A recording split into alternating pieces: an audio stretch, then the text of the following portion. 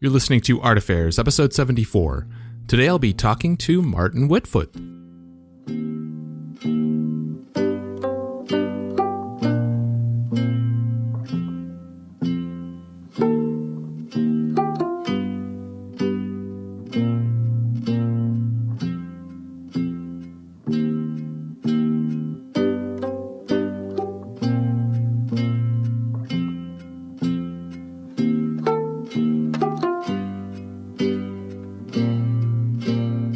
So my name is Michael Faith, and this is Art Affairs.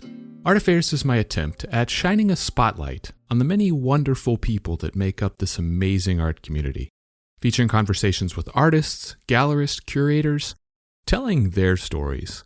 You can dig through previous episodes, complete with show notes, at artaffairs.podcast.com, but the best way to stay plugged in is to subscribe on your favorite podcast platform.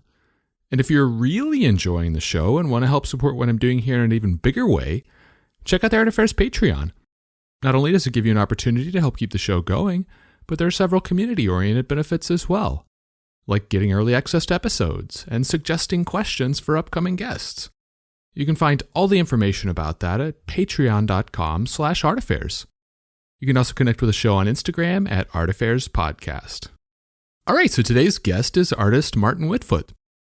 Martin is most well known for his remarkably allegorical paintings that have animals as their primary subjects.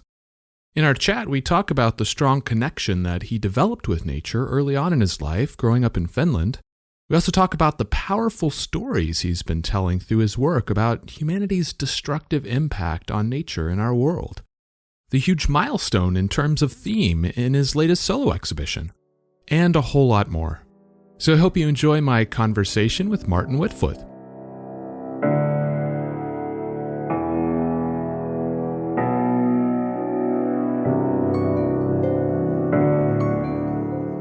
Martin, welcome to the show, man. It's really good to have you on. Yeah, thanks so much. I appreciate the invite.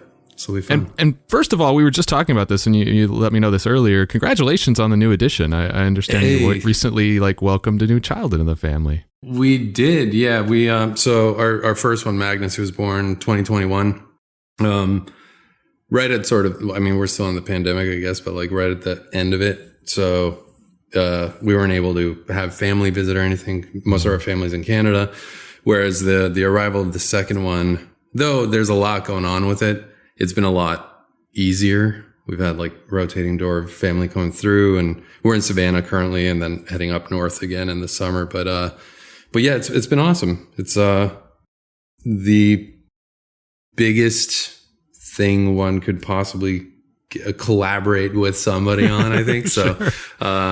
So it's cool. It's just put such different structure on something like an art practice, for instance, than it used to be. So I'm 42. I had Magnus showed up when I just hit 40. So up till now, my studio practice has been very seat of my pants. I'm in the studio for however many hours it takes or whatnot. And so I just noticed, and it's definitely going to be the case now with having two of them, is just the structure surrounding my studio practice in general, everything that goes on with it. Correspondences, just staying on top of all the paperwork type of stuff, but then also the very focus driven creative part of it. All of that's just going to take on much more kind of normal structure, whatever that means.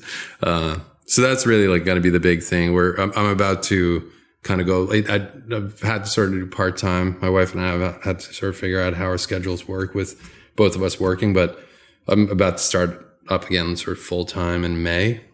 So there's been a lot of stuff in the back burner, just as thoughts and ideas and just simple sketches, but sort of a big plunge back into painting and sculpting and all that. That's coming up. Very cool. So, yeah. That's awesome. And so having had, done this before with your first child, are you an old pro at now, or are you having to figure it all out again? Well, so there's, I guess the routines and the kind of overall vibe around doing it all again feels more familiar. But then at the same time, we have a toddler who's week by week changing. He's becoming more and more of who he, I suppose, is going to become. So just keeping up with that. So my main task has actually been like maintaining his routines and hanging out with him a lot. And Elizabeth has been hanging out with Sigrid more, our daughter. And in that way, she seems much more kind of like groovy with it than the first time both of us were like, we have no idea what we're doing. So all told, I mean, it's there's no like certainties as to how to like do this kind of thing. But I feel like both of us, both Elizabeth and I, were like, we're overall, our vibe is much more like laid back the second time around, if that makes sense. But we'll see. I mean, she's 3 weeks old now. So we also do know those first few months, that first year is like filled with weirdness. So, so we'll see. I mean, yeah, thus far it's going very well though, all told. So it's awesome. Well, congratulations to both of you. Thank you. Talking about your own upbringing, you were born in Toronto, but actually grew up and spent most of your childhood in Finland. So tell me about that. Like, what led your family to Finland? So all my family is from Finland. I don't know if you've ever done one of those like 23andMe, Ancestry.com things, but my 23andMe is extremely boring. It's like I'm something like 98% Scandinavian. So all my family really is like from that region. There's Swedish in there, there's Finnish, but all of my family, including the Swedish part of it, it's kind of like, you know, it's almost like French Canadian in that way, that in Finland there's a pocket of the society that speaks Swedish. I went to a Swedish speaking school. My whole mom's side of the family is originally from Sweden. So so I kind of grew up in a household that was half very Finnish and half in between, kind of Swedish Finnish. So when I was born in Canada, I think it just like it's similar to what I'm now understanding as a father. I understand the urge, I think, especially my mom had, of going back to where family was. So I'd be growing up with cousins and so forth. So I think we moved there. I was about a year old when we moved back to Finland. So though Canada was my first home, I never really felt that I was home in that way. Like I really grew up in Finland. But then we did return to Canada. When my dad had retired, we returned to Canada when I was about 12 or 13 years old. So that was, in a way, it's like my childhood in Finland, teenage years in Canada. And then when I started to realize what it is I actually wanted to do, in the art field, of course, it's a very vague proposition. It's like I went to school for illustration, thinking that's what I'd be doing. I was thinking, hey, how do I actually like make a career out of making art? And illustration seemed like the best kind of route for that. And there happened to be a really good school for a really good college outside of Toronto that I applied to and did my BA or BFA, I guess. But at a certain point, I mean, I think it was early 20s, mid 20s, kind of, I realized I just needed I needed that intimidation factor to push my own work forward. So that's when I moved to New York. I went to do my MFA there and realized when I was there that I was terrified, but in all the right ways that I think pushed me to exceed my own expectations of what I was able to do. So I feel like that's where I learned to become a painter in a real way.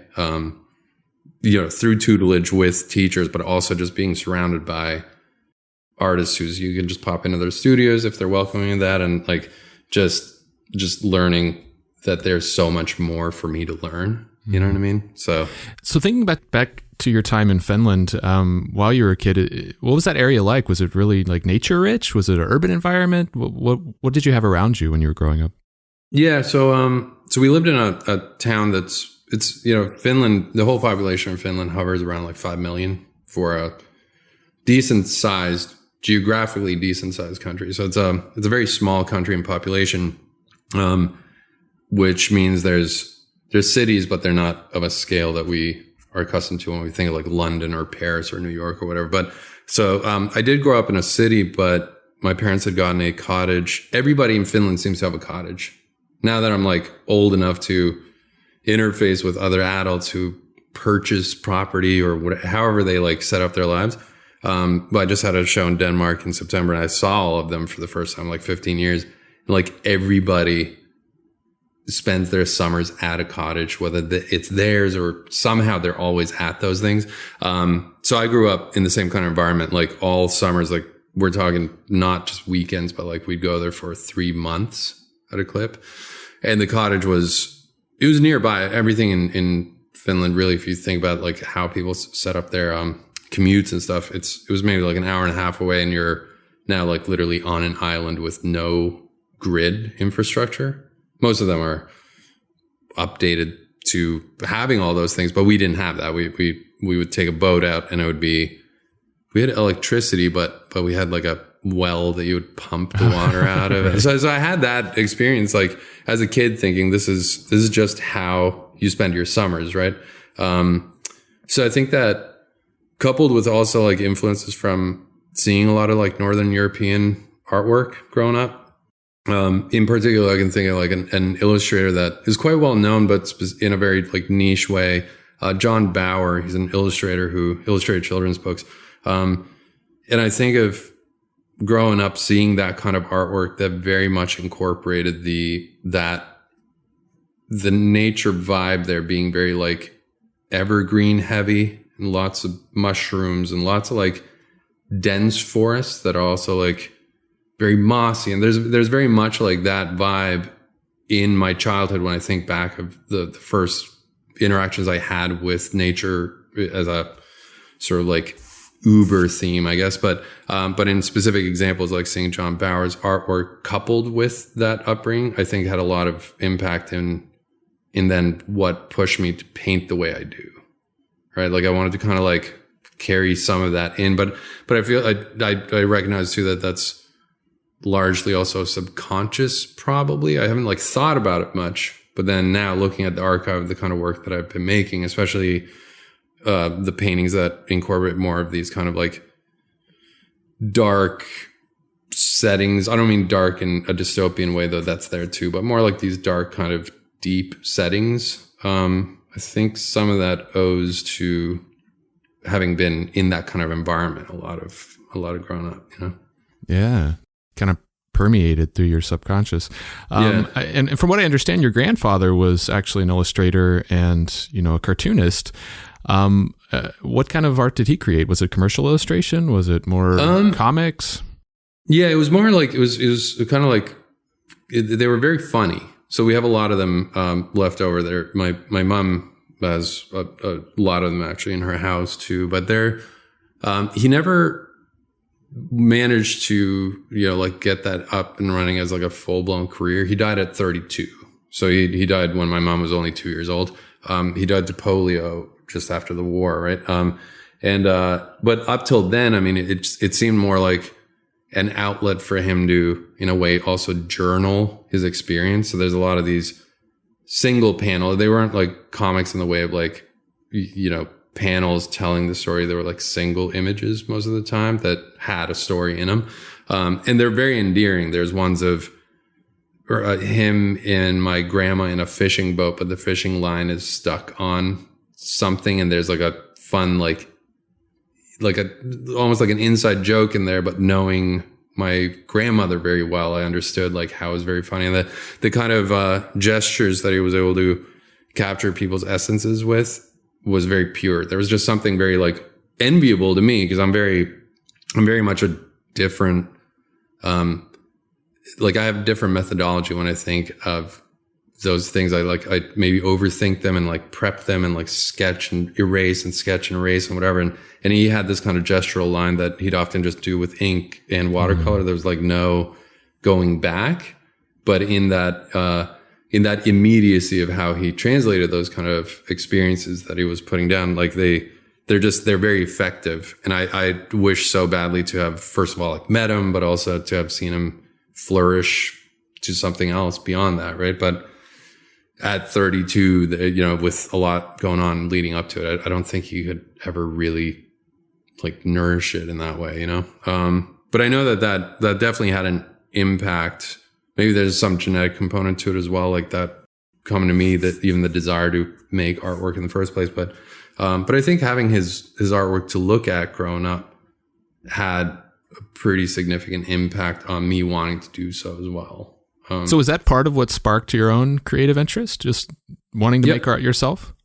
Yeah, I think so. And also like just having a lot of support from my parents to go that route, right? Like there's always, you know, in especially you enter your teen years, and there's a lot of like ambiguity surrounding like, yeah, cool. Like you have stuff that you're maybe good at, but what about a career kind of a thing? Like what should you be thinking about? And I was never discouraged from going that path. And I think probably having my grandfather, like having done that, again, pursued it, but not as far as he maybe would have taken it. But still, I think that probably had a bearing on there being a lot of sort of wind at my back from the family to pursue it. No, it's great that they were supportive of you. And you mentioned that after, you know, you went back to Canada, you only ultimately went to school at Sheridan College, just outside of Toronto. Yep. So tell me about that. Why did you choose that school specifically? Yeah. So I went to a high school. It's called Northern Secondary. If anyone listening is from Toronto, they'll know it. It's a very large school. I think it had like 3,500 students. It's one of those like mega high schools kind of. But that happened to have a very good art program. So that's a large reason why I chose to go there in that sort of region that we lived in. But from Northern, there was some alumni had gone to Sheridan in a couple of fields. One was animation. So 2D animation was still a huge thing back then. It's gotten much... that whole industry has changed a lot, much more toward 3D, right? There is still some 2D in there, but the Sheridan 2D animation program had a ton of people after the program go work at Disney, for instance, and DreamWorks and places like that. So they had the animation program, which was interesting to me to maybe pursue, but they also had an illustration program that was right next to it. They shared... the life drawing room was shared between the two. And some of my instructors, the teachers at the high school specifically, and there's an illustration program that school had. And that had me and a couple of other students in that program at high school. We were encouraged to at least look at the Sheridan one. And we loved that class so much. Like by the time I was in my last couple of years of high school, I was taking every art class I could and neglecting completely the other ones. Like it was like they were like, this was still back when maybe parents still do this, but like my mom or a dad or somebody got to my report card before I could open it from one of those years. And there's these ludicrously high numbers for just a small handful of subjects. And like 2 complete failures for other ones, which didn't bode well for like, hey, you're supposed to like also show that you're capable in like all fields when you're trying to apply for college. But I remedied it like last minute. I fixed for that, but it was indicative of where my interests lie and like where I was heavily focused. So anyway, with the portfolio, I had a master put together during high school, and then just really applying myself to it, I ended up getting into the illustration program, which is cool. I mean, it's a lot of students would go through what's called a fundamentals year, so as to like ease their way into the illustration program. But I think there were 2 or 3 of us that got in directly, and we were like, let's just do this. Let's go. And once I got to college too, I just realized how many doors could open within this particular field of narrative storytelling through imagery, right? So there's like children's books is one, advertising, of course, another one, but editorial, whatever, like there are those domains there that, you know, you start with this vague idea of, hey, I want to make art for a living potentially. And then you get into some program like that, and it just few more sort of understandable doors open up. And then I realized as I'm there, you know, like I'm in the program at one point realizing I actually want to paint. And this was also when illustration was starting to move from traditional media toward digital media.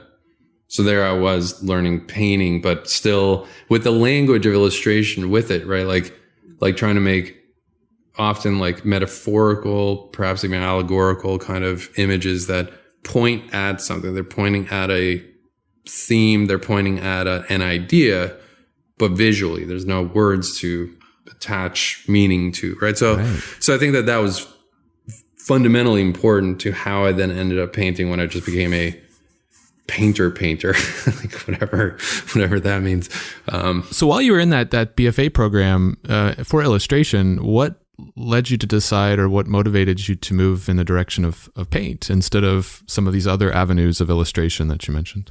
Yeah. So just when I was coming out of the illustration program, and certainly the couple of years in between then I started gearing up to do my MFA and moved to New York.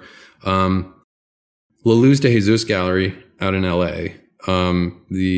It's like a ground zero for, I guess, what we would call pop surrealism. Started out as a lowbrow. And I think that it was like right in the end of the 90s, mid 90s too, but like at the end of the 90s into the aughts, like the first years of 2000, I was starting to notice illustrators who were painting, and they were painting for a while for illustration assignments, such as like Mark Ryden's a good example of this. He'd do a lot of album covers, especially you think of like Michael Jackson's Dangerous. Sure.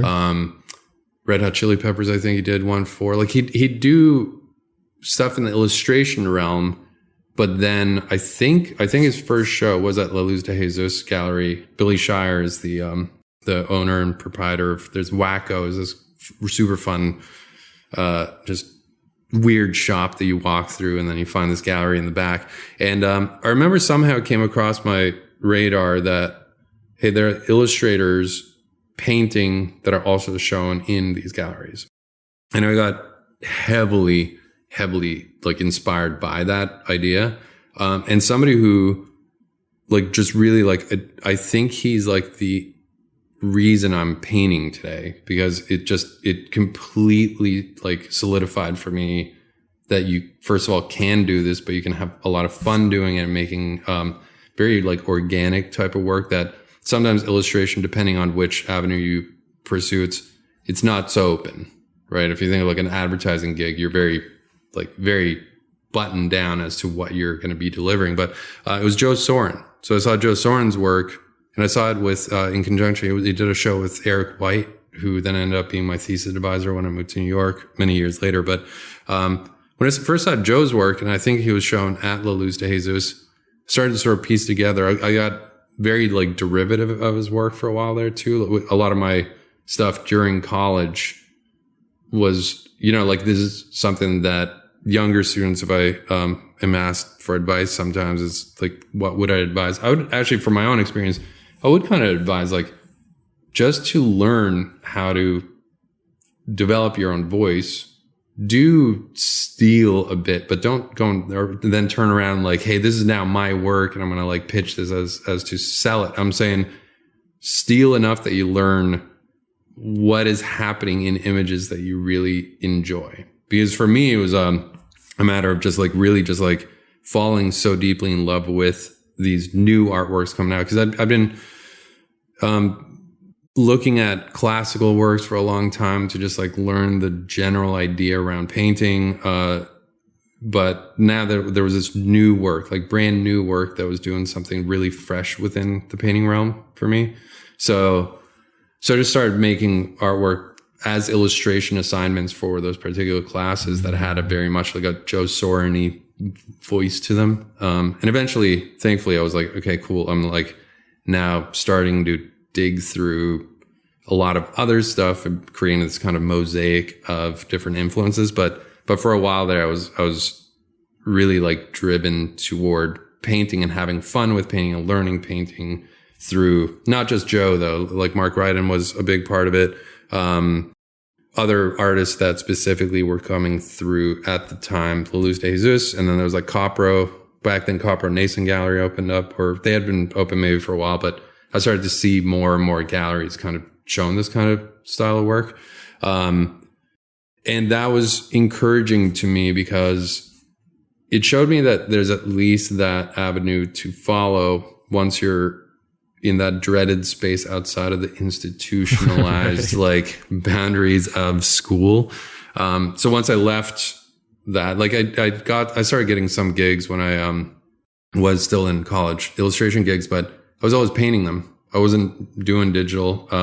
So like my first paid gigs were doing snowboard designs. But I was asked by this one company. I was super stoked when I got the job because I'd spent a lot of my time snowboarding too. And I was like, I remember standing at a hill, sometime in college or maybe late high school, like seeing some cool design on art, on a snowboard. And I was like, hey, if I ever get to do that, I'll have like made it. And then that happened to be one of the very first jobs I actually got while I was in college. But I had sent them a portfolio that consisted of like literally like everything I'd done up till then in school. And then lo and behold, the kind of jobs I got were so like scattered. Like I did children's boards that had this cartoony flavor. I did like Frank Frazetta kind of like barbarian boards, dragons, whatever, all this kind of crap. Looking back at them, like I still have all the boards because I've just kept them. They're very large portfolio pieces that I stack in my basement. But what's fun about that was that too, like just getting this taste of like, what could I do once I'm out of here? I could still be doing gigs like this because they pay. Now thinking back, I'm like, they pay very badly. But back then I was like, holy shit, I'm like getting paid. That was your marker for success. You were like, hey, I made it. I'm here. Yeah, I made it. Yeah. I've arrived. And yeah. And a little known fact too, this is kind of a crazy thing. So for some people, this is crazy when they find this out. But and I think it's just like a fun little like bit of trivia. But one of my other very first gigs, and I got it while I was in college because I was working at a snowboard shop, and I was working with a guitarist who had just formed this band with his friends, and they wanted their first album cover.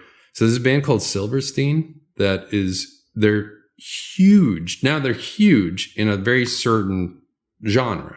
It's I don't want to like say the genre because I don't actually know what it's called without making it like I might put the wrong word on it, but it's like I think screamo was the kind of like if that's actually the name of the genre, right? But I did their very first album cover while I was working with Josh at this snowboard shop, and some people, you know, that especially my age, they like grew up listening to them all the time.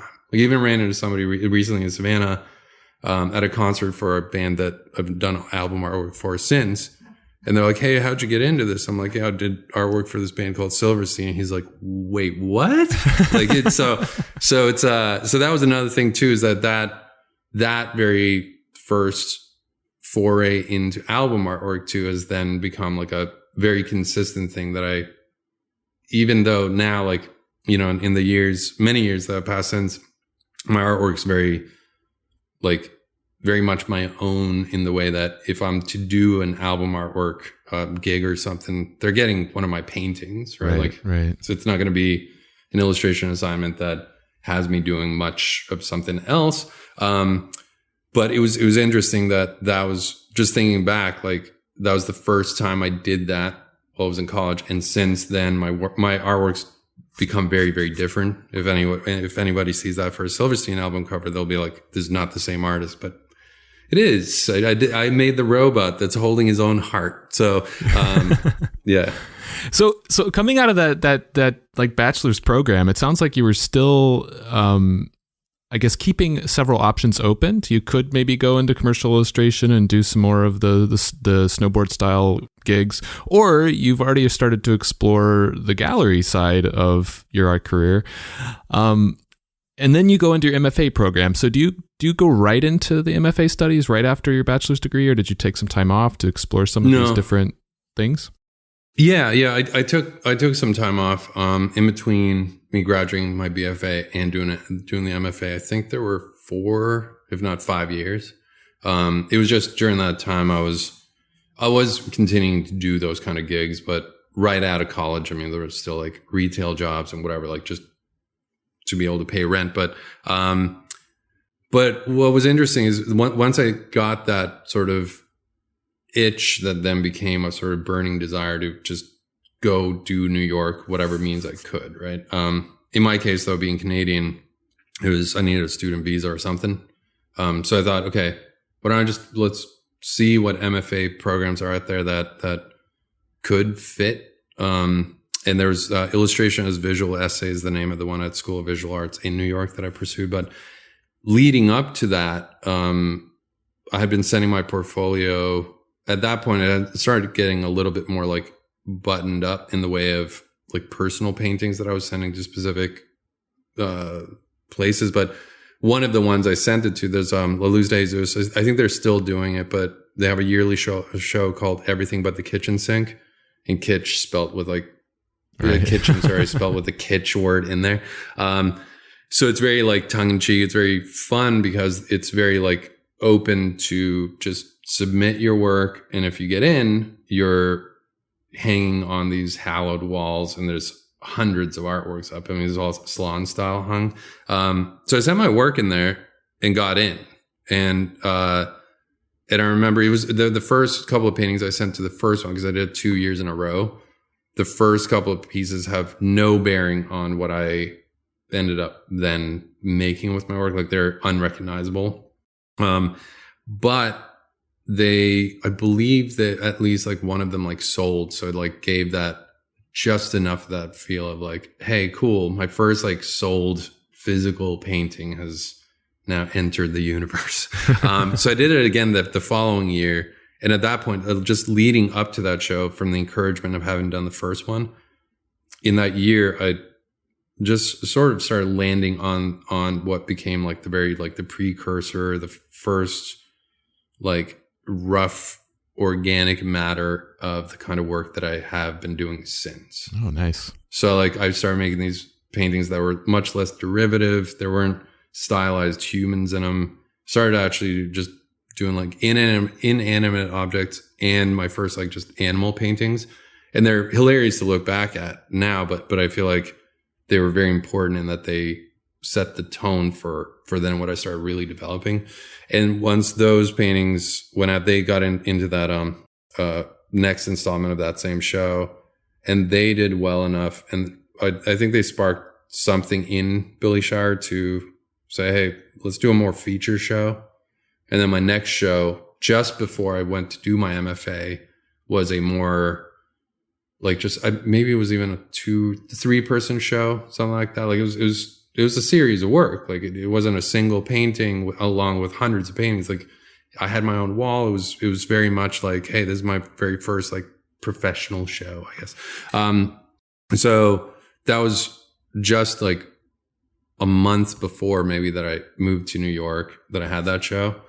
And then since then it that also like really just encouraged me as to what I really now wanted to do, even though I went to do an illustration MFA, but having met with Marshall Ayersman, who sadly he passed away, I think last year, but he was like the captain of a very like super like just inspiring ship in that program. He was this amazing human, but he just because I went to meet with him first before I even applied for the program, right? I had a meeting, just was kind of just getting my feel for like, as a painter wanting to make oil paintings, is this the program for me? Like, should I come and do an illustration program, knowing what's happening with the illustration market? Like a lot of it is, again, it's moved heavily toward other non-traditional mediums, though some of that's combined in there. But in meeting with him in the kind of like the very like candid, transparent way that he illuminated that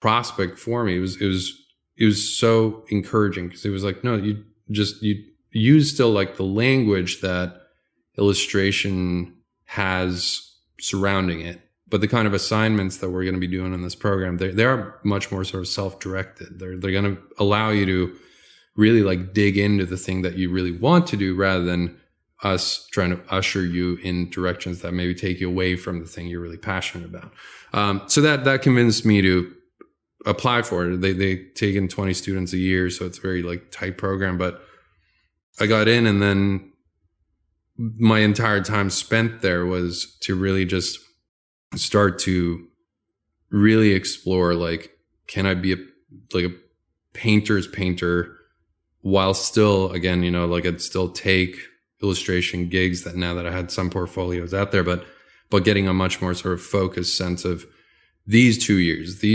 here in New York, I'm going to learn to be a gallery painter primarily.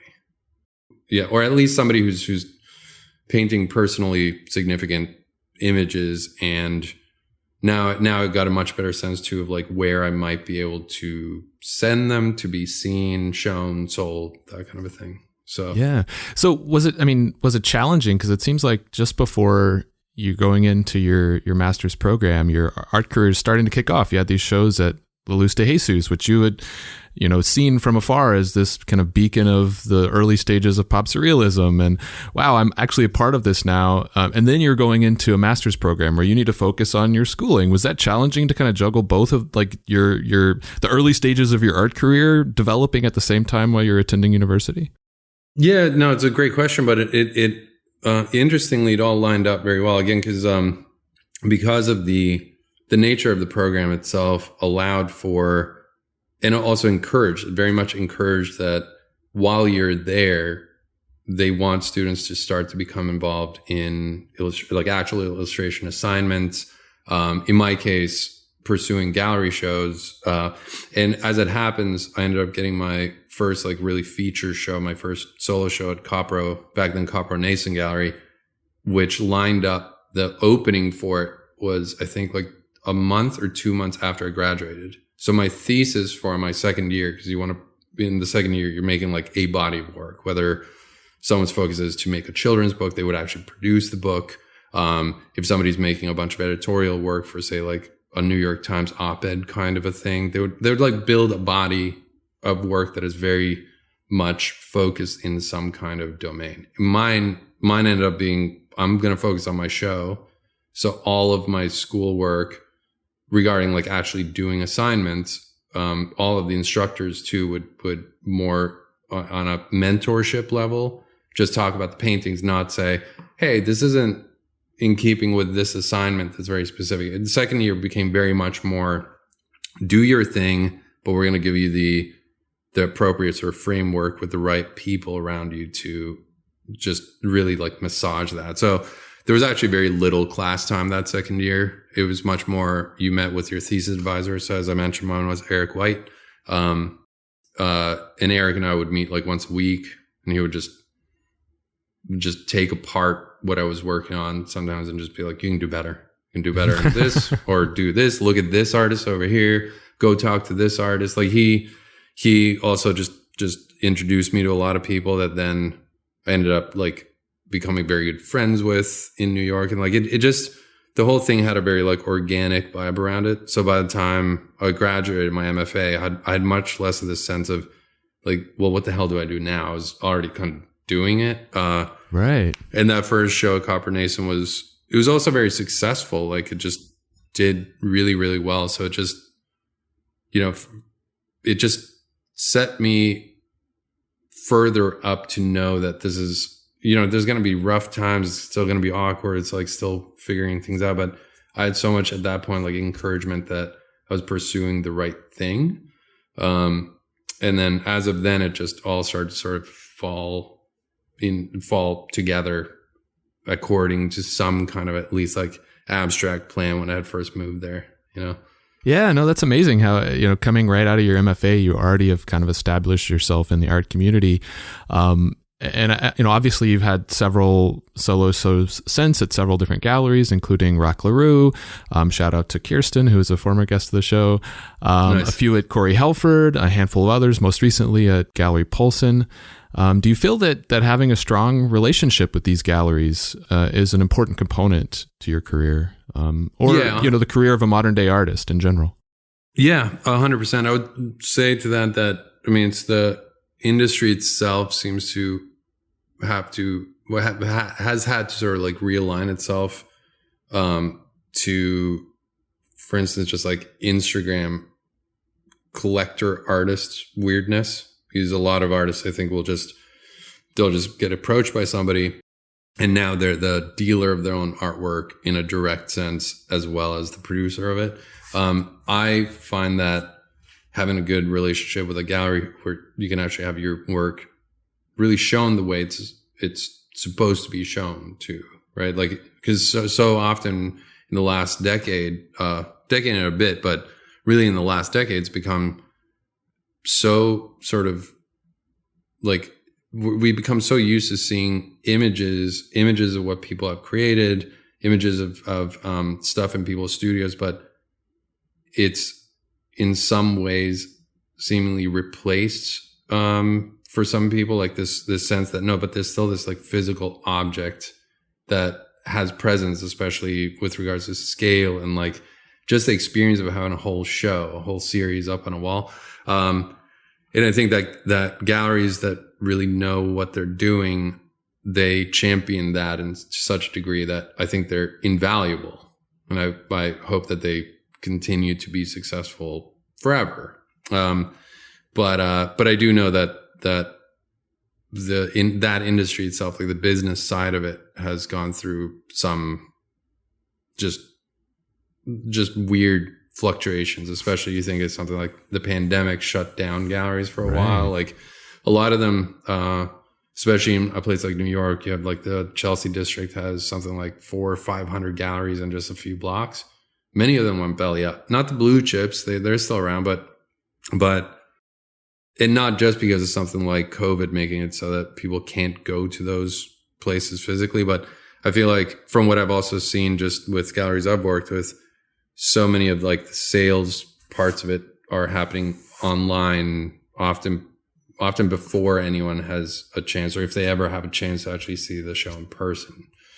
So again, like having a gallery that knows how to work the fluctuations, that's super important. If they're stuck in the old ways of like whatever that means, it might very well not go to plan for anybody.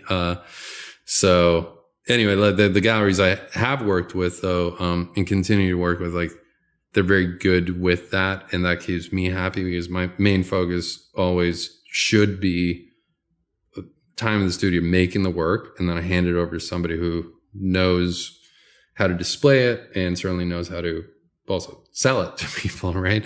I mean, with your family continuing to grow, I mean, you have less and less time to focus in the studio, so you want to make that time most valuable, right? And focus on the work itself. Yeah. It's my whole relationship with time itself has become a much different consideration than it used to be, and certainly also having now 2 kiddos that I want to provide a good experience for in all the ways that matter. These are considerations that have more weight to them than they used to, but sure. But I'm also like, it's odd because when we first had Magnus too, I was starting to work on that show for Gallery Pulse, and the last one I did. And, it was weird because leading up to having a kid, I was kind of dreading this notion, just this idea that like, hey, I'm going to have a kid. Is my entire like artistic practice going to now be sort of superseded completely by having much bigger responsibilities in another area of my life? And oddly, I found it that I got like doubly inspired to make work. It was a weird kind of thing. And, maybe that's just the conversations I'm having with myself, and I'm somehow convincing myself of that. But making that show, it was also the nature of that show was fairly different from what I have been doing. I was just like trying a new thing. But I was feeling every hour that I did have in front of the easel felt so precious, but laden with like true like motivation, inspiration, just like, let's go. You know what I mean? Whereas there'd been many times before, like my wife and I joke about this a lot, where we're like, remember when we used to complain about time? Right. Like what were we doing? Whereas now it's like, if I get, say on some day, I would get like 4 hours of just straight up studio time.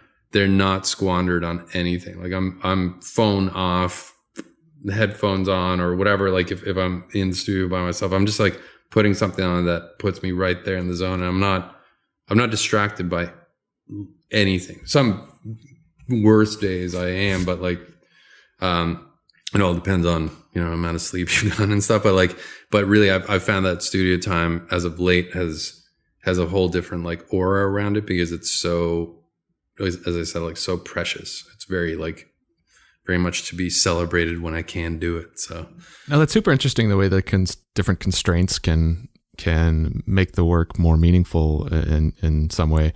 But I wanted to dive a little bit into the themes, that you work in. And we talked a little bit about earlier, your big focus on animals. Obviously, somebody that's followed your work for a while would recognize that they have historically been the primary subject, with evidence of humanity being there, but up until this most recent show, no humans themselves. I guess, how would you describe the role, maybe for somebody that's newer to your work, that animals have played in your artwork over the course of your career, and the stories that you're telling through these animals? Yeah. Great question. So, I guess I would say that it's got this like meta relationship of a sort with even like the medium I'm using. So when I think of moving oil paint around a surface, it's very much the exact same endeavor that cave painters 40,000 years ago were doing. They're doing the exact same thing. I'm just using different admixtures to put different colors on them and stuff, but I'm moving mud around on a flat surface to give the illusion that there's something beyond just the flat surface there in the space with you, right? So when I think also then on the themes of, say, the symbol of an animal, that it also has this like archetypal, to use a kind of like Carl Jungian term, but like it has a kind of like archetypal meaning to our species. So the aspects of nature are often mirrors to our own condition, right? So it's like we think certain animals, when we encounter any form of them, even a cartoon version of it, or something more like a folk art, or some kind of like just a translation that might be even more abstract, it tends to give off this vibe that has something to do with our own nature in it. So if we think of like a bull, there's good reason when we see the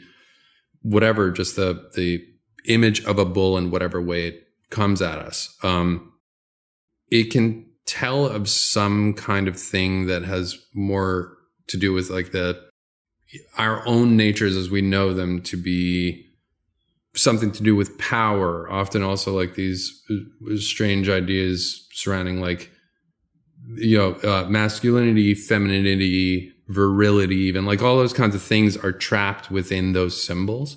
So then expand from that and start to make tableaus where there's interaction between those kind of symbols in my own work. That plays a big part to it. Is kind of this innate response that we may have to those symbols, and we have had for thousands of years. That said, though, I want with my own work for it also not to be trapped within such like specificity. It's just that like I like for my work to, like I've often said that this is true for my work, but any work that we encounter by any artist, is that say you have 100 people looking at a particular painting, including the artists themselves. There are 100 different paintings. What I mean by this is the viewer coming to an image in which I've, for instance, coupled, say, the image of like an elephant, but there's also birds in it, and there's also flowers in it, and there's also some suggestion of the human influence on that scene. Say it's adornment on the elephant or the setting or whatever it happens to be. I have certain thoughts, certainly, as to why those things coexist in such a way in my painting. But I also want it to be completely open enough that anyone who comes to said painting has a kind of personal conversation with it, based on their own experiences, based on their own associations with the things they're seeing. So in that way, even though coming from an illustration background, as we were saying, where illustration can sometimes go toward the obvious, it depends on the assignment, but it can try to become a companion, say, to a written piece that's on the next page or on the same page or whatever, where it works off metaphor and stuff like that, but it can get quite specific. Whereas I like in my own work to have like, there's the invitation to come and have a shared response to why I may have painted those subjects. But at that point, I want to also now step back as a painter and leave a lot of it to, not to guesswork, that's the wrong word for it, but more to the personal vibe one gets from relating to those things. So in that way too, I want to kind of have the work also cross any kind of like cultural associations too. I don't want to make them too specific as a North American painter that they mean the things that we usually associate them to mean. But I also sometimes satirically or otherwise like do play with those notions too, where it's like we keep seeing this kind of subject over and over again and associate it to mean sort of collectively this or that. And in me putting it, I usually try and turn it on its head in some way and like mess with that notion a little bit. So, that's to say that sometimes there's a very obvious reason I'm putting whatever subject in my work, but most of the time I'm trying to keep it in the, just in the realm of enough ambiguity that it still allows for that kind of invitation with the viewer to fill in whatever blank spots are there. Have you ever been surprised by somebody's interpretation of one of your pieces? Yeah. So for instance, recently, this is pretty funny, but, recently I had a painting that depicts a horse, like like a show horse, a very like beautiful white show horse that is literally being impaled by flags. I was painting this during the Trump horror show. So there were a lot of these kind of paintings that had to do with like nationalism and like this idea of like laying claim to spaces and also laying claim to just like the idea of what a country stands for, usually in the form of a flag or whatever, right? So in this painting I have like, it was very like, I was just talking about these ambiguous paintings. This is not an ambiguous painting. It's very like brutal. So I painted this painting where the flags, the flag masts are impaling this horse, so as to make the horse now masquerade, which is the title of the painting, is masquerading as a zebra, but it's got these red stripes on it. Right. And I had, there's the CEO of a company that works with pretty big time places such as like Google and whatever. They decided they're going to do a show and they wanted to have that painting in the show at a very high profile office. Painting goes to the show, gets put up, and then somebody in the building takes great issue with it. So it actually got censored out of the show prior to like there being even an opening. And I'm perfectly at liberty to talk about this, even though it's like, it was just such like an annoying thing in a way, because once that happened, there was a big amount of chatter around like the painting, especially at the company that had first like commissioned it to be going up. And the person running the company was like, but it's just a horse, right? Like it's like we were even gonna think like wanting to pitch having it on a certain like product that we could have in this store. And I'm like, guys, did you look at the painting? Like right. What? That's blood. What? That's like blood yeah. So that was an example of like, they've seen the painting, but they haven't looked at it, if that makes any sense. So it was really surprising to me. I was like, guys, that's like one of the more violent paintings I've ever made, because I kind of needed to make a bunch of these like super brutal paintings during that time just to like process the utter insanity that in many ways continues. But it was like 2018. It was like right in the middle of like complete madness. So anyway, it just, the story has a happy ending and now lives in the home of a very happy collector who presumably knows what they actually purchased and are looking at, right. Though we didn't have that conversation. I might get an email or a phone call, an angry one later going like, wait, what are these red stripes on the horse? I don't know. I thought it was a red zebra. That call yet. Yeah, right. So that's an example of amazing. Somebody having a completely different reading of what I made. There have been others that don't jump out at me at the moment, but ones where I've been surprised by the response, especially words like cute being floated around in the instance of a few paintings. And I'm like, personally making them, I'm like, no, if anything, sometimes I'll make something that is very saccharine and very cute so as to have you look. It's the invitation. It's like the kind of come here aspect of it that then, once you like fully are looking at the painting and with it, it shouldn't make you feel comfortable. But if it does, see, again, that's the thing. It's like, if it does, that's awesome too, because that just means there's a totally different interpretation somebody's having, which then again makes the painting have that aspect of like conversation about it. Because again, I don't want to be, as a painter, I don't want to be making paintings that provide any like answers to anything. I'd much rather it be like, it's like a summons to a conversation that now there's a dialogue between the viewer and my work. If I ever find myself making work that is too graspable and they understand exactly what I meant by what I was doing, I think at that point I feel like I will have failed, right? Because then I'm not leaving anything open to them to discover. It's like I'm just telling them what's up. But I feel like that horse zebra one that was an easy one to read. I don't know, but yeah, no, but I love that the idea that the beauty of the work is more to pull people in to have a more difficult conversation with them.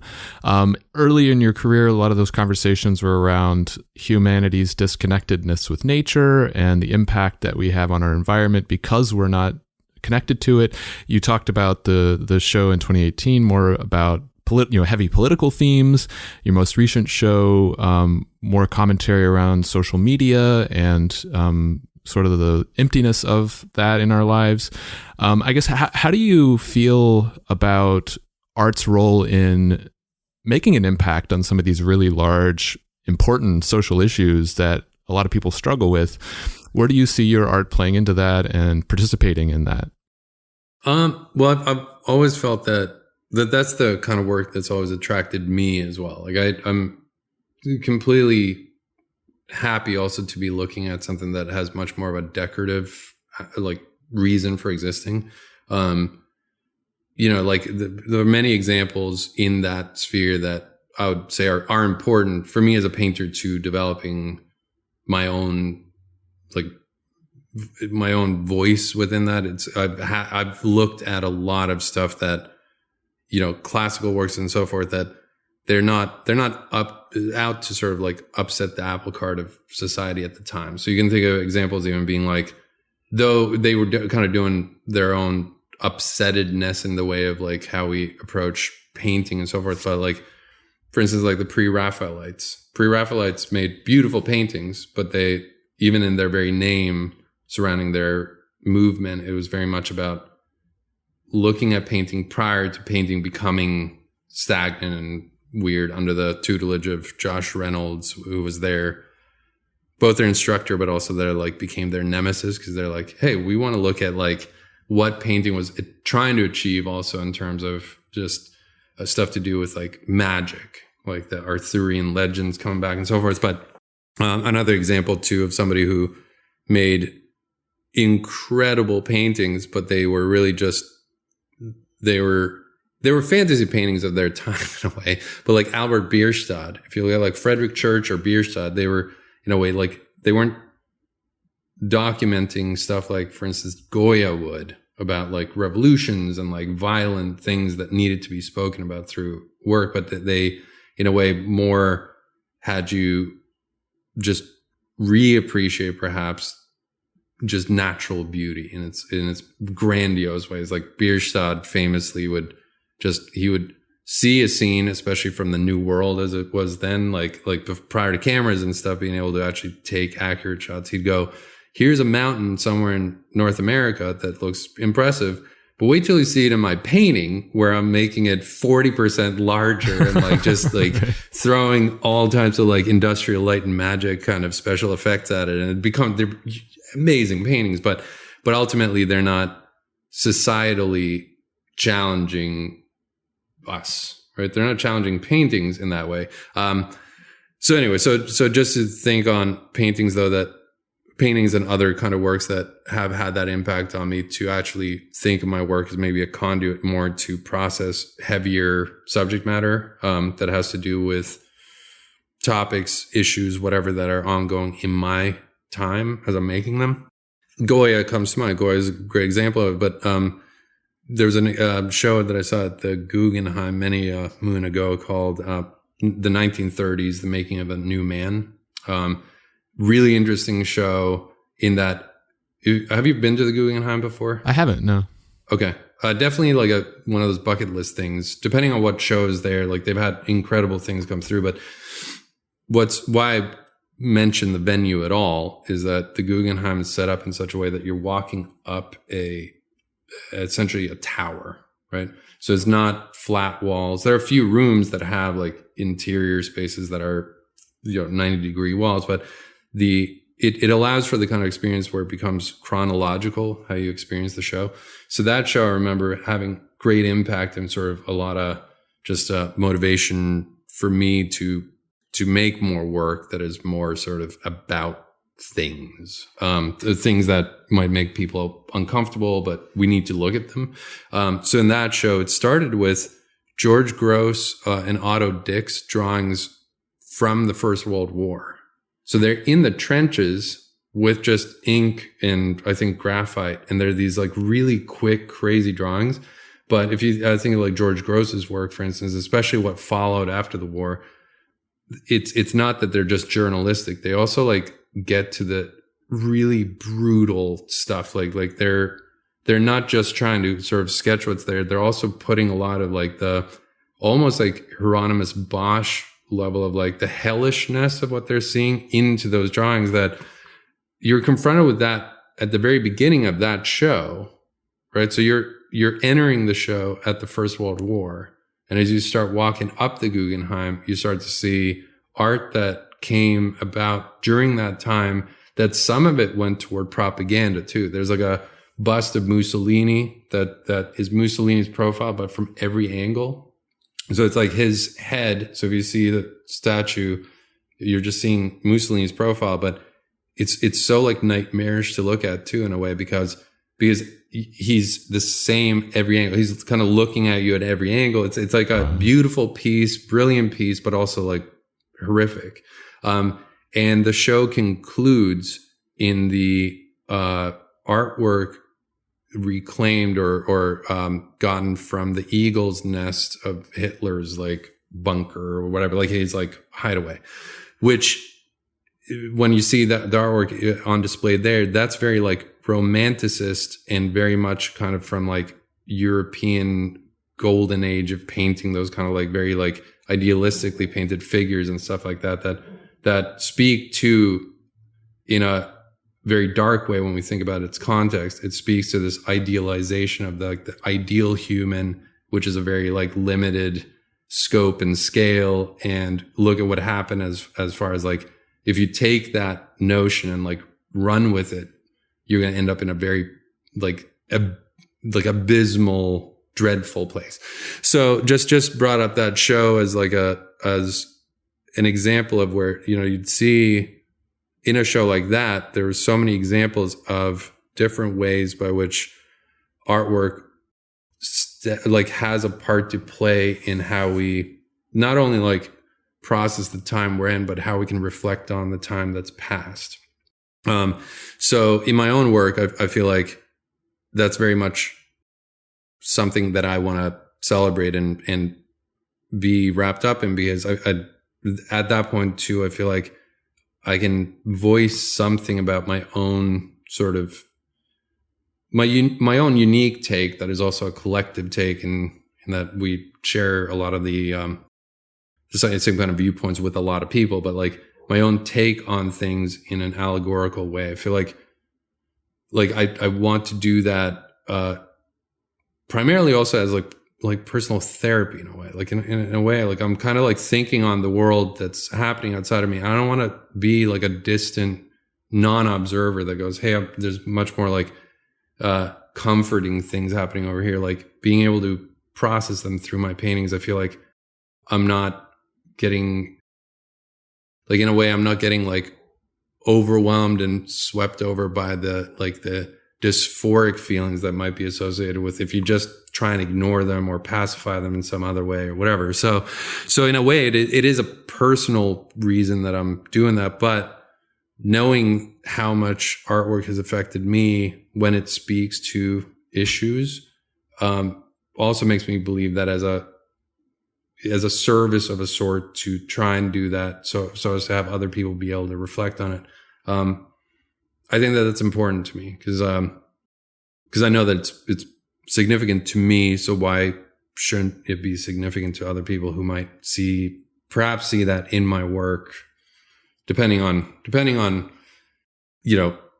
their level of interest in the subjects that I'm trying to dismantle or like do something with. So as you pointed out, like series to series, there tends to be like an umbrella theme generally of, if I were to say an umbrella theme for all my work, it's the very strained and confused relationship our species has with nature. But as of late, with takes on sort of social media and the kind of projections that we tend to do through those mediums, it's also about the nature of ourselves.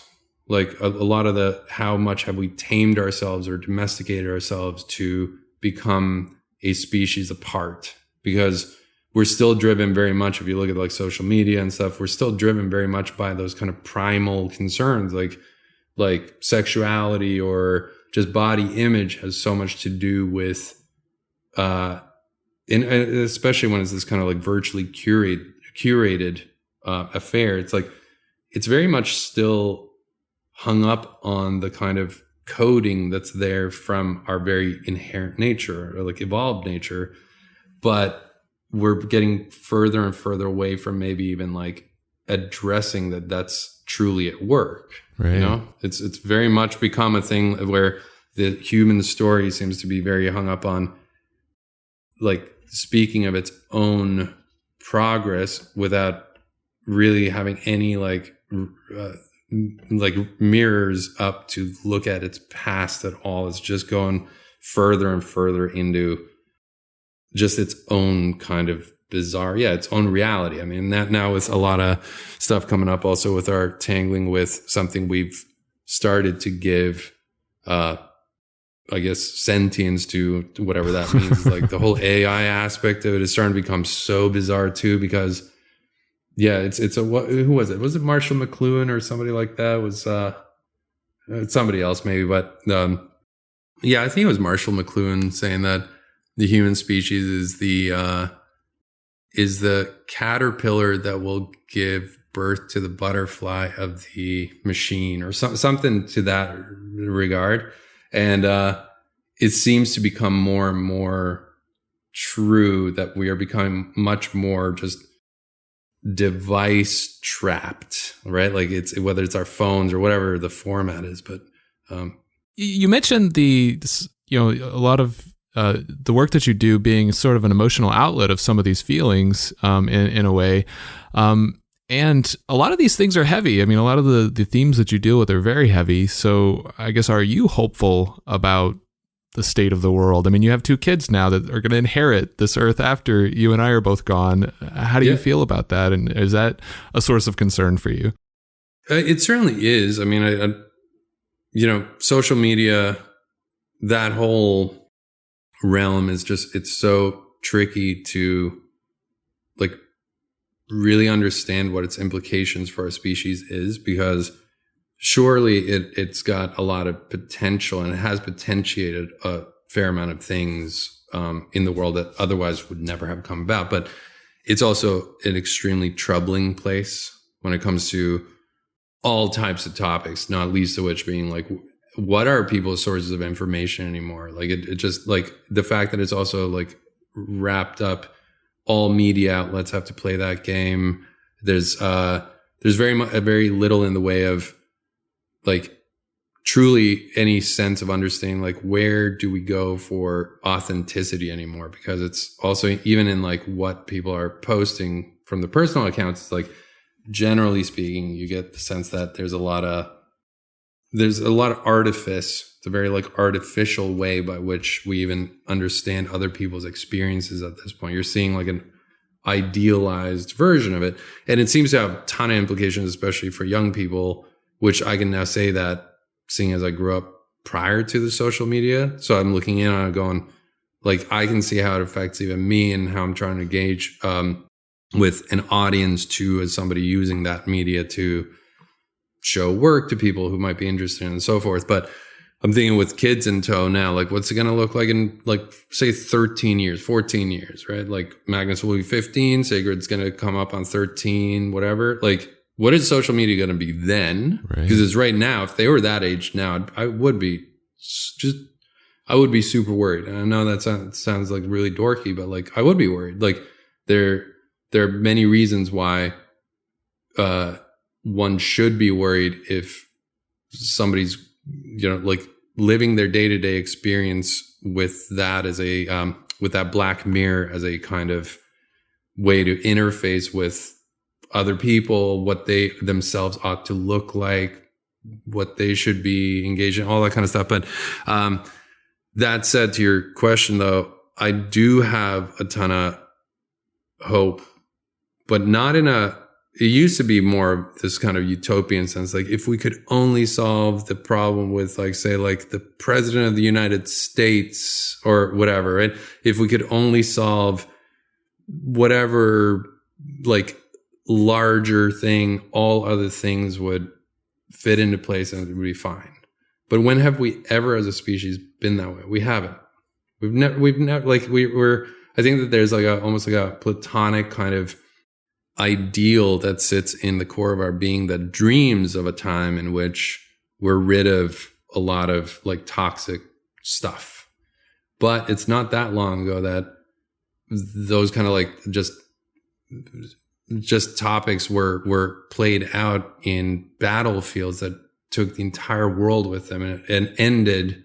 It's like kind of like closing statement was 2 atom bombs dropping on a country, right? Like, so my point there is that I don't walk around anymore with this idea of, like, hey, by the time my kids are of an age when they go out into the world on their own, it's going to be this awesome place if we just set things right now. I think it's going to be just as troubled as it always has been troubled, but I'd like to be able to be there with them to show them that just face those troubling things of that time, whatever they happen to be, in your own very unique personal experience, in the little themes that come up in your life, but also the more kind of uber themes of, like, politics and foreign affairs and the environment and whatever. But yeah, I would just say that, like, the main thing for us to collectively, we do need to address much more, like, directly than any of the kind of, like, minutiae of even, like, countries' problems is, yeah, it's like just the state of nature itself. Like, that's maybe why that keeps and will probably forever be the siren that always has me coming back to the same overall topic, is what is our species doing? How are we interfacing? How are we relating to? How are we dialoguing with the most core, prime, important aspect, which is the earth itself, right? Like, so with that, I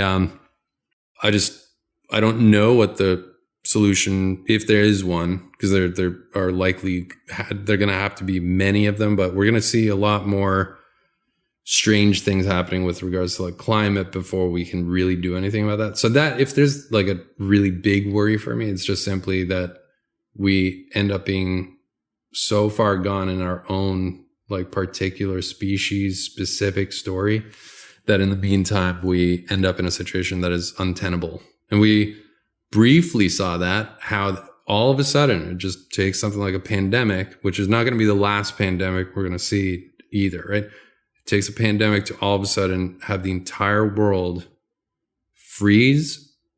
And there was that brief opening in there, I feel like, for people to start to maybe contemplate things a little bit more, because you're not constantly doing and hustling. You're, like, kind of, maybe coming together around a collective dilemma. But that was very quickly, obviously, went sideways and now we're back to Yeah. status quo, whatever that means. But it's just that those kind of big issues, like the like climate driven cataclysmic events and stuff like that. That's probably my biggest worries. My kids and any generation to come, like what are they going to be dealing with specifically with regards to the health of the earth itself that they all have to share, unless we do boot off to Mars or some utterly ridiculous second option, Yeah. So No doubt. I mean, it's tough to think about. How do you typically arrive at your ideas for new works? Like, what's your ideation process like? Do you have like intentional brainstorming activities? Do you have just a daily sketch routine? How do you tend to come to your ideas? Many of them first take shape as sometimes less vague than others, but like a kind of fuzzy image or set of images that I have to compile together as a thought around maybe a topic or theme, or just maybe the image exists without even any kind of reason for existing yet, but I just want to make that image and I start weaving it in. But then the next step following that is I start to you can see them here in the video when you and I are talking about this, is just audio only. So for the rest of you, I tend to just start with very loose gestural kind of charcoal drawings, in which I'm starting to, at that point, just play with form and how the form relates with other forms around it and the setting, and just like kind of get a general composition. And during that process, a lot of just thoughts come up as to what else to include, what to omit, what could make this more effective in delivering a certain kind of idea. Does it sometimes warrant that it's much more simple? Does it warrant that it's multi-figure and very busy? But I let that process be very loose. I'm not looking at reference at all. I'm just winging it.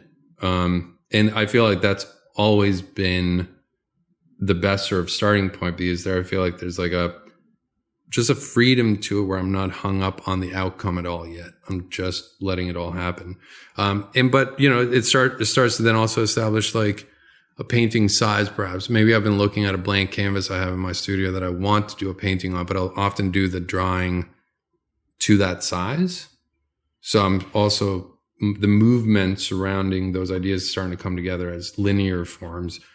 They also have, those movements have the same kind of rhythm and feel to them as then translated to paint. So often I will have to blow them up. Like I'll sometimes start with a drawing and then realize like, hey, I need this to be bigger. So I'll attach more pieces of paper to it. It becomes very like just kind of like a mosaic of a sort. But I think that that's probably always going to be how I do ideation for myself, because it's been there from the beginning and it continues to just be a very satisfying process, because the whole idea of it not needing to have a conclusion, it's very much a loose kind of exercise. It lets the idea be free. If I started with something more tight, I feel like I'd be kind of like imprisoned within it pretty early. But as of then, though, once I do something loose like a gestural drawing like that, then I will start to gather the reference for it.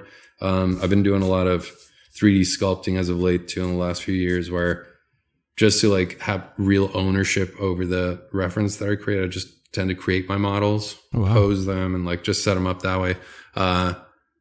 Because that also then becomes a part of the sort of like the joy of the creative process, is like being very involved with even like setting up these, what artists of old used to do is often make them out of clay or have like figures in the studio that they would even have like mannequins that they would dress up and so forth. But having digital media to turn to do that, it's just become such a fun part of like the process from, yes, like very like basic, simple gestural ideation all the way up to then the final. Interesting. How far do you usually take a concept before you actually start painting on it? Do you get it pretty close to fully realized before you start painting, or is it still pretty early in its concept?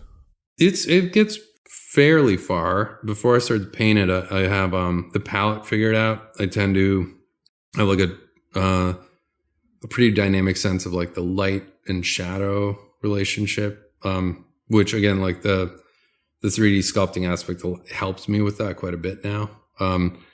But I deliberately bring it to a point where there's still a lot left for the painter to finish. So there's a conscious decision often where I end up at a spot with making the reference, with building it up, making like a color study for myself, where I want to stop and just move to painting, because that way I'm not answering all of those questions for myself as a painter prior to getting to the canvas. Like I like a lot to still happen there that happens organically as I produce it. But those steps, all the steps I'm taking to arrive at starting to paint, they just allow for a pretty organic process when I'm painting, where I'm not having to edit and like redo a lot of stuff. I have like most of the big motions, the big placements, big elements such as color relationships, all that is pretty well figured out before then. Nice. And a lot of the pieces that you've created over the years have been very large. You work at a very large scale often. Are there logistical challenges that you've encountered just consistently working at these large sizes? Some with very large pieces, like the horse zebra one I was talking about. It's like 9.5 feet across. Like it's quite large. But I haven't found it to be that tricky with any sizes really like below that. Usually when I'm sending stuff, like say I send it to Denmark, to Gallery Poulsen, or whatever, send stuff out to LA, I tend to just roll them up. So I roll them up, I have somebody on the other end re-stretches them. But logistically, it does create a bit of a tricky situation for placing the paintings with collectors often, because simply due to size. I mean, it's like, who has a 10-foot wall dedicated just for painting, maybe. So I've started to scale that back for a couple of reasons, provided that scaling them back doesn't impact what I want the painting to do with scale as a part of why it's working, kind of. So I'm wanting for my stuff to become a little bit smaller, but I don't think I'll ever give up the format, simply because I still very much feel like the physical object that is the result of all of this, it needs to have a presence about it. And often scale is the way that presence comes across. It's not just so I can paint more things into them and so forth. Especially in the context of a larger show with a series of work. That's always been a conscious thing for me, is how do those paintings make you feel as a series when you walk into the space? And what's the kind of like immersive quality they may have that could be lacking if the painting was too small to give that off, But that said, I mean, some subjects call for much smaller paintings anyway. And that's kind of where I'm going right now with it anyway. Like it's paintings I have in my mind, they're not gargantuan, and they don't need to be. So I'm going through a phase where maybe, I think the phase has me being a bit more conservative with my sizing for the time being. So, yeah. Before we go into what you have coming up, I wanted to talk to you a little bit more about the last show that you did at Gallery Poulsen. The show was called The Plasticine Era. It came out last year. We talked a little bit about the theme in relation to social media and just the impact that it has had on all of our lives, and the influencer culture, and how people are starting to quantify the value of their lives in terms of likes and engagement rather than the real meaningful things. You said earlier that your series tend to have an umbrella theme over them. Do you tend to arrive at that theme before you start working and then you work within that constraint, or do you just start working and then kind of recognize the theme as a reaction to the work that you've made? How do you tend to approach the themes for your shows? Yeah, for shows, it is often that I start with, even if it's like a painting that I make and the painting inspire something in the way of, hey, this could become a whole series. It could be that way, or it could be that some larger theme by itself is the inspiration, and I want to start making work that all kind of speaks to it in some way. So for that last show, the Plasticine Era, I had done works for a 3-person show that I did with Adam Miller and Taylor Schultek the year before, I believe 2021. Yeah, 2021 we did like a 3-person show, and I did a couple of paintings there that kind of became the catalytic images for the entire show to come. So I'd already had it on my mind to like continue in that vein. So that's often the way it happens is I'll have something inspires there to be a whole series to be built around it. And in the case of the Plasticine Era, it was very specific. I even had a title before I had a single painting out. Because I was just thinking on the plastic quality, plus now that I'm a dad, it has a dad joke in it, which I like puns just like any other dad. So I was like, let's run with it, because there's something there about also speaking about the earlier topic I brought up about the kind of that primal nature underneath is still present. So I thought there was something interesting about even making a reference to a very far bygone era. So the first painting I made for that, it's called Delirium, but the setting, I've had that painting on my mind for years, 3-4 years prior to the pandemic. We went to the La Brea Tar Pits in LA, and they're right next to LACMA. So very modern, contemporary art museum is literally right next to the La Brea Tar Pits that have active dig sites from which they're pulling mammoth bones and saber-toothed tiger bones. Like right there, there's LACMA and there's the tar pits. And how they discovered the tar pits, I think I have this right, but they were digging the parking garage for LACMA, and they were like, wait, what is this? And when they dug into it, they're like, oh shit, there are bones here. What are these bones? I didn't know that. Yeah. So there you are on, I think it's Fairfax Avenue or whatever, but it's like, there's no like, I know there's a downtown LA. I've been there so many times. Like I do know LA well enough, I guess, to say this, but like all of LA is kind of like downtown LA. It's just LA everywhere for miles, but it's not that it's like on the outskirts. It's like in Los Angeles, there is a fucking tar pit that has like an active dig site. They're like, it's not just a museum. Like they're still digging bones out of there. And I just remember being there. Mind you, also, this was a week following, because we went out to LA for somebody's wedding. And it was a week after an ayahuasca ceremony that I just returned from. And I stood there at La Brea Tar Pits going like, this is so fascinating. We have like the one of the newer cities in the entire world, right? Like LA is very much like the artifact of newness in all the ways that have so many implications, right? But I'm standing there looking at this ancient site where there's ancient history, not human history, but just the ancient earth is bubbling up. And right next to that, like all around everywhere else, is this super new human endeavor, right?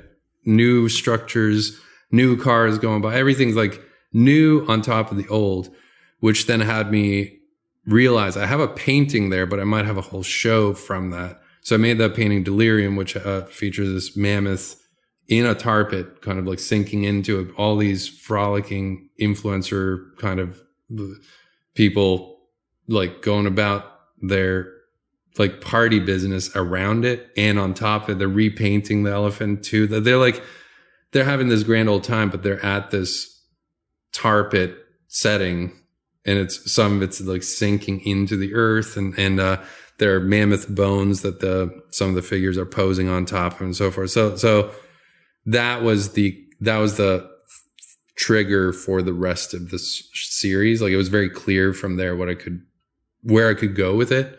And then all of the paintings kind of started to, first they'd have a conversation with that painting, and then they start conversating with each other, and eventually had the whole series from that. Yeah. Very cool. And I think that's the first show that has actually featured humans, right? Is that correct to say? First whole show, yeah. Yeah. And I think honestly, like it could be for a time, maybe the last. I do want to go back to I kind of needed to get it out of my system. Like I just really wanted to insert figures into them. But in the way of, paintings of the past that also they depersonalize the figures so as to make them more just symbols of just, again, aspects of ourselves. In this case, the aspect of ourselves that is very much about projection and sort of pantomiming certain things. But I don't know, that's been sitting there for a while for me to enter into the space of working with figures again, because many paintings I admire and have looked at for forever have them in them. Like when I was living in New York, I used to go to the Met a lot, and there's some Bouguereau paintings and Eng paintings and stuff like that have always had an allure to me, like to paint flesh and like to paint that like skin this way and those forms. I just wanted to do it. But here was my opportunity to do it, but also with this kind of tongue-in-cheek, satirical element as to why are they there at all, right? Because they're very much influencing the, right. the scenes they're in. So I needed to do it, and as I said, I kind of got it out of my system for the time being. But I may still do some paintings here and there that have figures in them. But currently, I'm being called to do some other things again, maybe return a little bit more to similar kind of images I have been making, but with something new about them as well.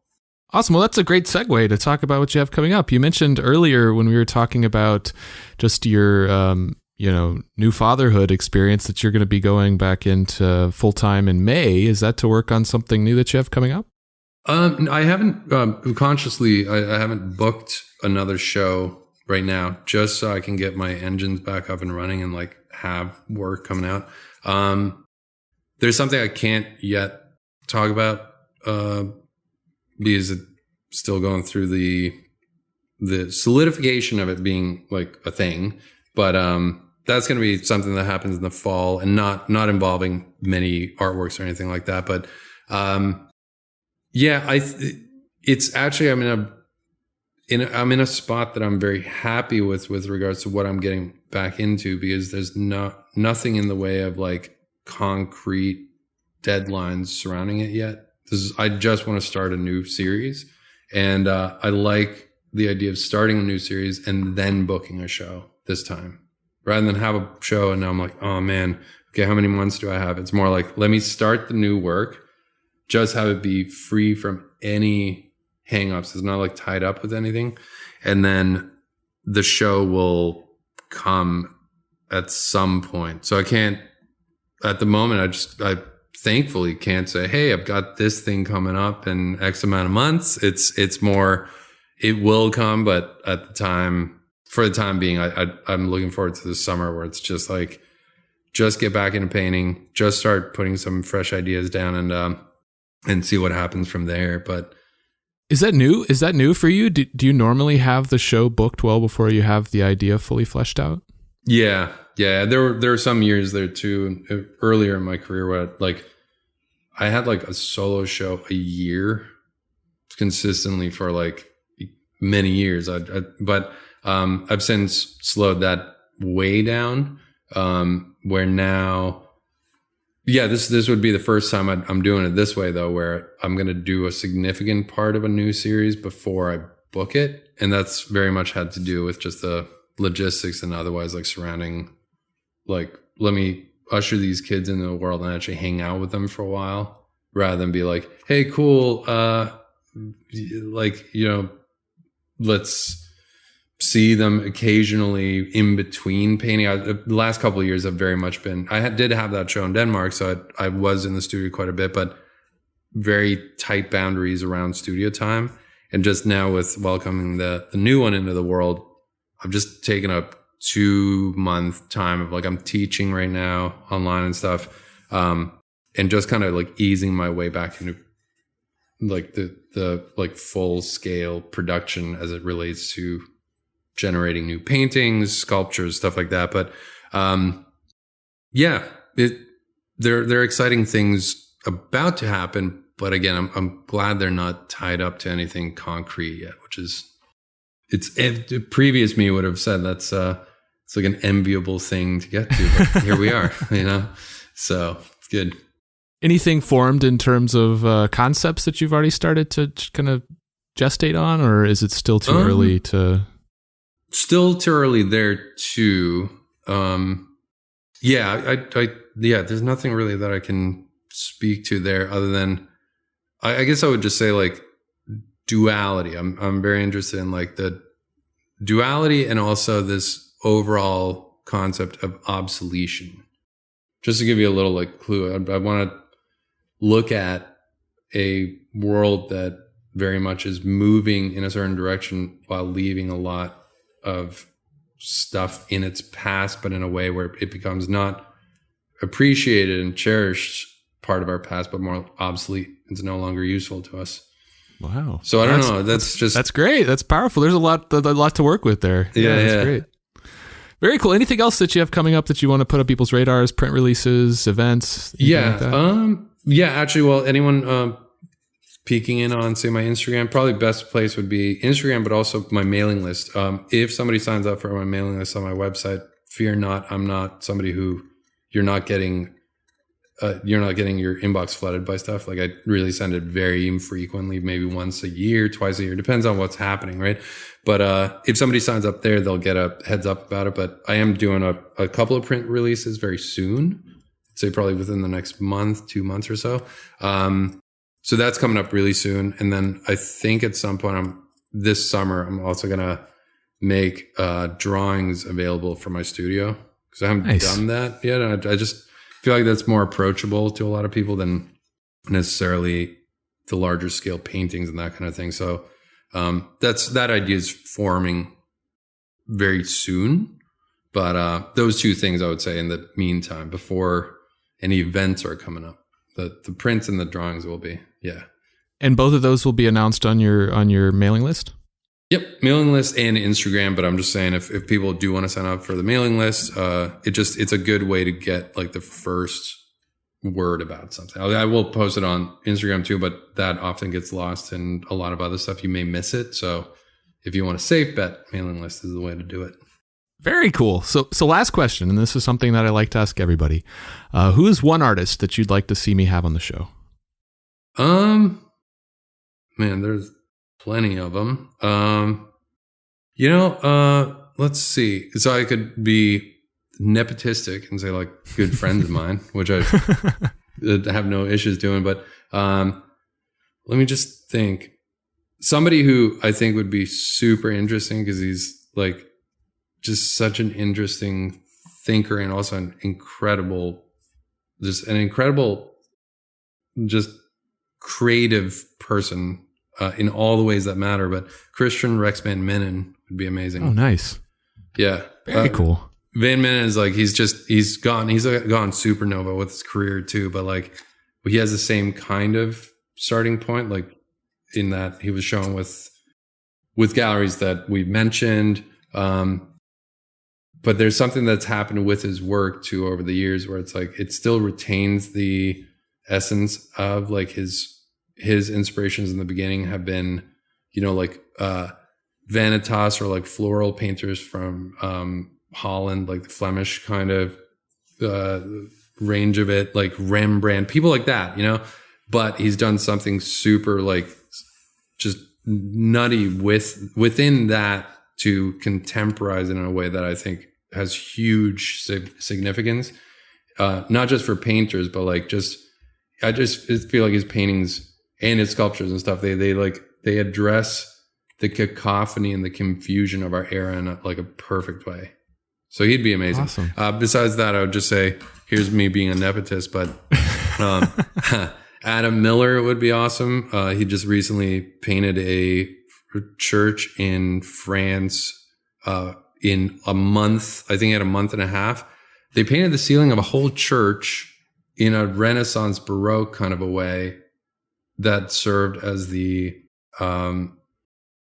an advertising, like commercial for this new video game, Diablo 4. Oh, wow. That's like a huge project he did recently that's getting a lot of eyeballs on him. So he might be somebody you want to maybe talk to as well. Awesome. Yeah, it's funny. You're actually the second person recently that has suggested Christian. So I think I'm going to have to get moving on that. That's a good one. But Martin, thank you so much for coming on and chatting with me today. This has been a lot of fun. I really appreciate it. Yeah, thanks, Michael. This was a lot of fun. Yeah, I appreciate it.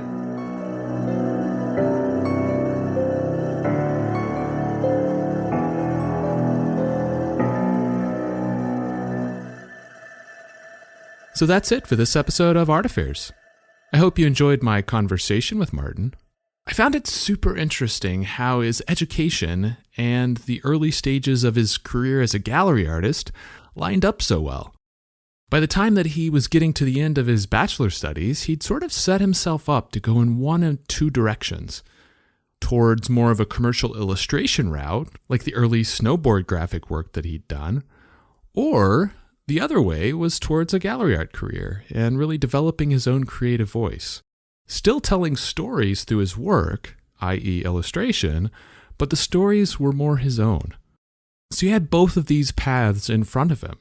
Then, just before entering his MFA program, he got the opportunity to show with La Luz de Jesus, this early pioneer in the pop surrealism scene that Martin had held in high regard, thus solidifying and confirming his desire to lean into his gallery art. And he even made that an important consideration when deciding whether to pursue illustration at SVA or not, and whether or not that program was a good fit. He ultimately did go the illustration route because of the freedom that he was afforded by his professors to, define his own path within the context of illustration, and the support that they gave him in pursuing that path. So his entire master's program was more focused on him finding his artistic voice, an effort that many artists don't really have the focused opportunity to do until, they've been working for several years. So by the time that he graduated with his MFA, he was pretty much on his feet and running full speed. It seems very serendipitous. I'm really glad that we were able to talk as much as we did about the really powerful themes that his work talks about. Both the series level themes, which, have shifted from series to series, the majesty of nature to humanity's impact on nature, to more political commentary in the Trump era, to commentary on social media in his last show. But also the overarching theme that has really spanned his entire career's worth of work, which is the way in which humankind has increasingly treated nature as some other or as something separate from itself, sort of elevating humanity as some greater project, when in fact we are all just animals in this larger system. That's a topic that's come up a couple times on this show, I feel like. It definitely came up in my conversation with Tegan a few episodes ago. They had talked about a similar type of feeling about how, the damage that we're doing to nature is a symptom, but the root cause is really our disconnectedness from nature. The fact that we feel like nature is some other thing and not part of ourselves. And because we don't treat nature as one with ourselves, it manifests in all these other problematic ways. Martin's work speaks a lot to that as well, which I found really interesting. One of the things that I had in my notes to talk with Martin about, but we didn't end up having time to get into it, was his relationship and experience with psychedelics. He did briefly mention participating in an ayahuasca ceremony and having these revelations following one of those experiences, and I do wonder if those experiences and the other psychedelic experiences that he's had have in some way collectively encouraged or invited a closer relationship with nature and the natural world, or at least, encouraged an understanding and embracing the larger connectedness of it all. I wish I'd had time to dive into some of that with him. Maybe we can have a part 2 one of these days. But for now, thanks again to Martin for joining me today, and thank you for checking out the show. I am truly grateful for your support. And just a reminder, one big way you could help out if you're really enjoying the show would be to check out the show's Patreon. You can find all the details on patreon.com/artaffairs. And as always, you can contact me through my website at artaffairs.podcast.com or on Instagram at artaffairs.podcast. So until next time, be good to yourself, and be good to each other.